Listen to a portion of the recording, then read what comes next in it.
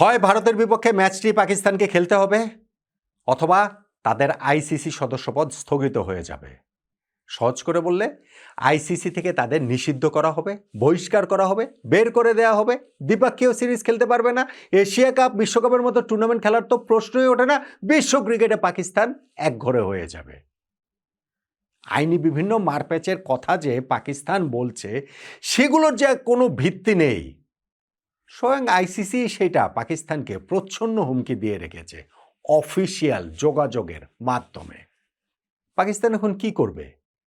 তারা কি এরপরও 15ই ফেব্রুয়ারি ভারতের বিপক্ষে শ্রীলঙ্কার কলম্বোর যে ম্যাচটা হওয়ার কথা সেই ম্যাচটা তারা খেলবে না? ভারত, পাকিস্তান, বাংলাদেশ, শ্রীলঙ্কা এই যে দক্ষিণ এশিয়া অঞ্চলে এখন কি যুদ্ধ চলছে, নাকি ক্রিকেট বিশ্বের এমন একটা পরিস্থিতি যে পাকিস্তান এত বড় ঝুঁকি নেবে যে তারা ভারতের বিপক্ষে ম্যাচ খেলবে না? আমার আন্ডারস্ট্যান্ডিংটা তাই প্রিটি ক্লিয়ার, সবসময়ই তাই ছিল। 15ই ফেব্রুয়ারি ভারতের বিপক্ষে কলম্বোর ম্যাচটি পাকিস্তান খেলবে। এর আগে তারা নাটক করবে, অনেক নাটক করবে, অনেক কিছুই হবে, কিন্তু ফাইনালি গিয়ে তারা ম্যাচটি খেলবে। দেখেন, পুরো ঘটনা প্রবাহের মধ্যে সবচেয়ে আশাব্যঞ্জক যেই অবস্থাটা ক্রিকেট প্রেমী হিসাবে এই মুহূর্তে, সেটা হচ্ছে আইসিসির সঙ্গে পাকিস্তান ক্রিকেট বোর্ডের অফিসিয়াল চ্যানেলে যোগাযোগটা শুরু হয়েছে। পাকিস্তান যে একটা চাল চেলেছিল যে না, আমরা এই আইনি জায়গা থেকে সুরক্ষিত থাকার জন্য পাকিস্তান ক্রিকেট বোর্ড আইসিসিকে কিছু জানাবে না, বরং তাদের সরকারই এটা জানাবে, জানিয়েছে, আইসিসিকে জানায়নি। পাকিস্তান সরকারের এক্স অ্যাকাউন্ট থেকে প্রথমে সেই একটা পোস্ট করা হয়েছে যেখানে বলা হয়েছে যে না, পাকিস্তান টি-20 ওয়ার্ল্ড কাপ খেলবে কিন্তু ভারতের বিপক্ষে ম্যাচ খেলবে না। তারপরে পাকিস্তানের প্রধানমন্ত্রী শাহবাজ শরীফ তিনি তার ক্যাবিনেট মিটিংয়ে জানিয়েছেন যে এর কারণটা কি, বাংলাদেশের পাশে থাকার জন্য নাকি তারা এই ভারতের বিপক্ষে ম্যাচটা তারা খেলছেন না। তো পাকিস্তান সরকার তো আর আইসিসির অংশ না, আইসিসির অংশ হচ্ছে গিয়ে পাকিস্তান ক্রিকেট বোর্ড। সে পাকিস্তান ক্রিকেট বোর্ডের কাছে আইসিসি অফিসিয়ালি জানতে চেয়েছে তাদের অবস্থানটা কি। আইসিসি সেইটা একটা অফিসিয়াল প্রেস রিলিজ দিয়েছে।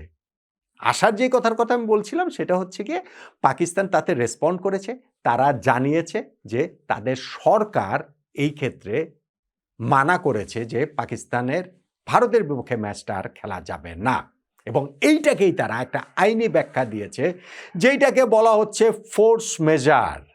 ইংরেজিতে ফোর্স মেজার, কিন্তু আসলে এটা একটা ফ্রেঞ্চ শব্দ, তো ফ্রেঞ্চ উচ্চারণ করাটা বড্ড কঠিন। আমি দেখলাম সবচেয়ে কাছাকাছি বোধহয় ফোর্স মেজার এই টাইপের কিছু একটা উচ্চারণ হবে। আমি সহজ করে আপনাদেরকে বাংলায় বলি, বাংলাটা হচ্ছে গিয়ে অনিবার্য কারণবশত। এই অনিবার্য কারণবশত এটা কোন কোন কোন ক্ষেত্রে এটা হয়? এইটা হয় যেটা হচ্ছে গিয়ে আনঅ্যাভয়েডেবল সার্কামস্ট্যান্সেস। আচ্ছা, বাংলা করতে গিয়ে তো আবার ইংলিশ করে ফেললাম, ফ্রেঞ্চ বাংলা ইংলিশ এলোমেলো হয়ে যাচ্ছে। ধরেন যুদ্ধ লেগে গেল, এই পরিস্থিতিতে এড়ানো যায় না। ধরেন হচ্ছে গিয়ে কোনো একটা ভয়ঙ্কর প্রাকৃতিক বিপর্যয় হলো, বন্যা হয়ে গেল, ভূমিকম্প হয়ে গেল, এইরকম ক্ষেত্রে কোনো চুক্তি ভঙ্গের একটা সুযোগ আইসিসির সঙ্গে যে এগ্রিমেন্ট থাকে বিভিন্ন দেশের বোর্ডগুলোর সেইখানটাতে থাকে, এবং সেইখানটাতে অবশ্যই গভর্নমেন্টের নির্দেশনাকেও এই ফোর্স মেজার হিসেবে ধরা হয়। এখন পাকিস্তান ওই জিনিসটাই তারা ক্লেম করতে চাইছে। পাকিস্তান আইসিসির কাছে অফিসিয়ালি চিঠি লিখেছে বলে খবর, এটা ক্রিক ইনফোর খবর, ক্রিক বাজের খবর। আমি ধরেন এখন তো অনেক রকম অনেক মিডিয়াতে খবর রয়েছে, অনেক খবরই তো আসে, কিন্তু আমি খুব রিলাই করি এই দুইটা ওয়েবসাইটের উপরে। আপনারা বলতে পারেন ভাই ইন্ডিয়ান ওয়েবসাইট, কিন্তু বিশ্ব ক্রিকেটে সবচেয়ে যারা হচ্ছে গিয়ে নিউজের ক্ষেত্রে রিলায়েবল তাদের মধ্যে এই দুইটা ওয়েবসাইটকে আমার মনে হয় আপনি টপ 3-তে রাখতে পারেন। সো সেই ক্ষেত্রে তাদের ওই নিউজ যখন, তখন সেটার উপরে একটু বোধহয় ভরসা করাই যায়।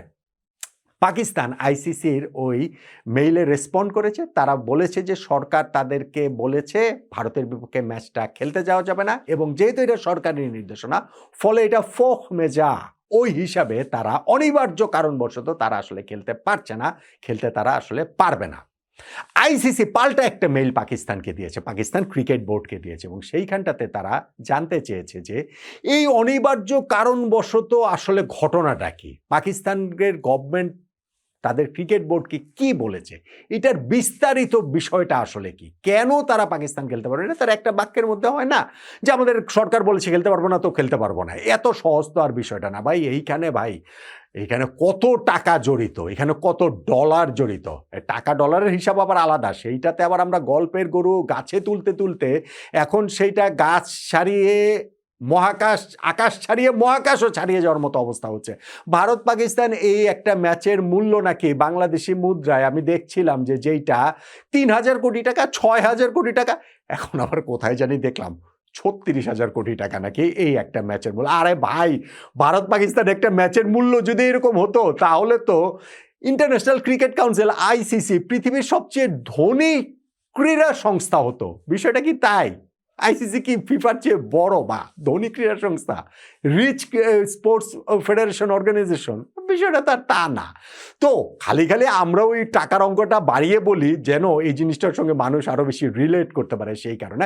বাট স্টিল এটা একটা বিরাট ব্যাপার। ভারত পাকিস্তান ম্যাচের একটা অনেক বড় ভ্যালু রয়েছে, সেটা কমার্শিয়াল ভ্যালু, সেটা ইমোশনাল ভ্যালু, সেইটা হচ্ছে গিয়ে দুই দেশের যে কম্পিটিটিভ ভ্যালু, সব কিছু মিলে এইটা বিশ্ব ক্রিকেটের দা ফিক্সচার, এটা নিয়ে কোনো রকম কোনো ডাউট নেই। এখন আইসিসি পাকিস্তানের কাছে জানতে চেয়েছে যে তাদের সরকার এক্স্যাক্টলি কোন কথা বলেছে যেই কারণে তাদের কাছে এটা মনে হচ্ছে অনিবার্য পরিস্থিতি, এবং সেই অনিবার্য পরিস্থিতি এড়ানোর জন্য, মেটানোর জন্য পাকিস্তান ক্রিকেট বোর্ড কি কি করেছে সেটাও তারা জানতে চেয়েছে। এবং সেই উত্তর যদি সন্তোষজনক না হয়, সন্তোষজনক না হওয়ার প্রেক্ষিতেও যদি পাকিস্তান ম্যাচটা না খেলে, তাহলে আইসিসি পিসিবির কাছে পাঠানো সেই অফিসিয়াল মেইলে তারা বলেছে যে পাকিস্তানকে কি কি স্যাংশনের মুখে পড়তে হতে পারে।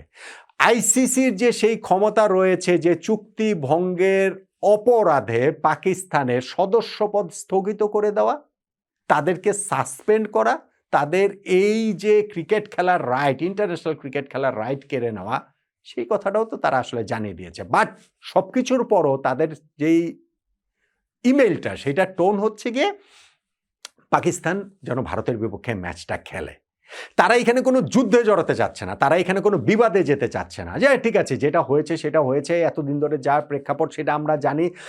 বাংলাদেশকে টি-20 বিশ্বকাপ যে বাংলাদেশ খেলছে না, সেইখান থেকে তো পাকিস্তানের তথাকথিত এই গ্রিভেন্স, বাংলাদেশ ওইখান থেকে নানান পরিস্থিতিতে হয়তো বা পাকিস্তানের ট্র্যাপে পড়েই, হয়তো বা যেই জিনিসটা শিওরলি যেই জিনিসটা ভারত শুরু করেছে তাদের রাজনৈতিক ফায়দা লোটার জন্য, মুস্তাফিজুর রহমানকে আইপিএল থেকে বাদ দিয়ে, সেইটা পশ্চিমবঙ্গ এবং আসামে যে সামনে নির্বাচন রয়েছে সেটাকে কেন্দ্র করে, এবং সেই পরিস্থিতির সুযোগ নিয়ে বাংলাদেশেরও এই যেহেতু 12ই ফেব্রুয়ারি আমাদের ন্যাশনাল ইলেকশন রয়েছে, রাজনৈতিক স্বার্থান্বেষী গোষ্ঠী সেই সুবিধা নিয়ে বাংলাদেশকে টি-20 ওয়ার্ল্ড কাপ ফাইনালি খেলালোই না। আবার পাকিস্তান এটার সুবিধা নিয়ে প্রথমে কিছুক্ষণ গলা বাজালো, কিছুদিন গলা বাজালো যে আমরা বাংলাদেশের সমর্থনে আমরাও টি-20 ওয়ার্ল্ড কাপ খেলবো না। পরে দেখা গেল না, তারা টি-20 ওয়ার্ল্ড কাপ খেলছে, কিন্তু তারা ভারতের বিপক্ষে ম্যাচ খেলবে না। এখন সেই ভারতের বিপক্ষে ম্যাচও ফাইনালে গিয়ে তারা খেলবে বলে আমার কাছে মনে হয়।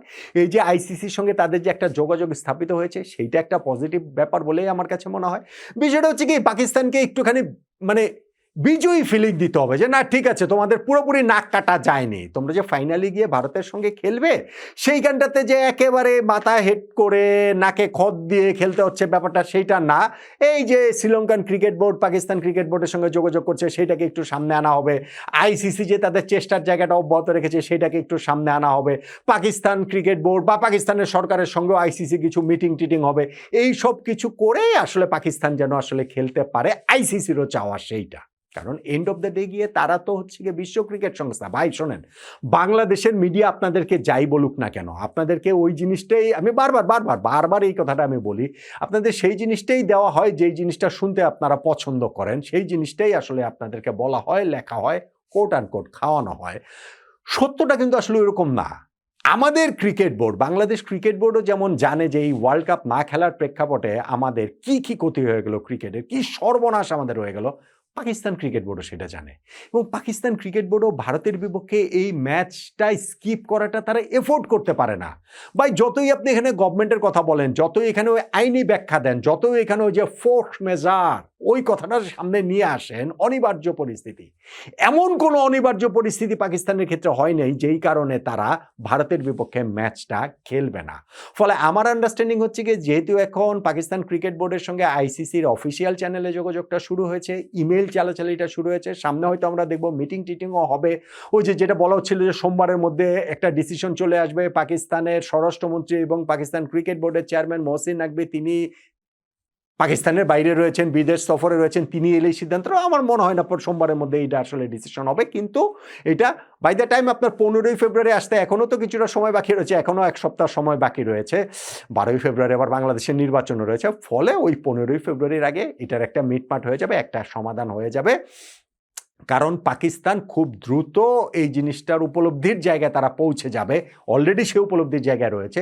যত সময় যাবে সেই উপলব্ধিটা আরও গাঢ় হবে যে যদি তারা ভারতের বিপক্ষে এই ম্যাচ না খেলে তাহলে আইসিসির সঙ্গে চুক্তি ভঙ্গের অপরাধে শুধুমাত্র তাদের আইসিসির ফান্ডটাই, যেটা বাংলাদেশি মুদ্রায় 420 কোটি টাকা প্রতি বছরের, $34.5 মিলিয়ন, সেইটাই শুধুমাত্র কেটে রাখবে না, বরং আইসিসি তাদেরকে নিষিদ্ধ করতে পারে, আইসিসি তাদের সদস্যপদ স্থগিত করে দিতে পারে, আইসিসি তাদের এই ওয়ার্ল্ড ক্রিকেট থেকে বহিষ্কার করে দিতে পারে। কোনো দ্বিপক্ষীয় সিরিজ তারা খেলতে পারবে না, কোনো এই এশিয়া কাপ, ওয়ার্ল্ড কাপ তারা খেলতে পারবে না। এবং সেই উপলব্ধির জায়গাটা থেকে পাকিস্তানের খুব দ্রুতই তারা, মানে খুব দ্রুত না হলেও তারা ফাইনালে গিয়ে ভারতের বিপক্ষে ম্যাচটা খেলবে বলেই আমার কাছে মনে হয়।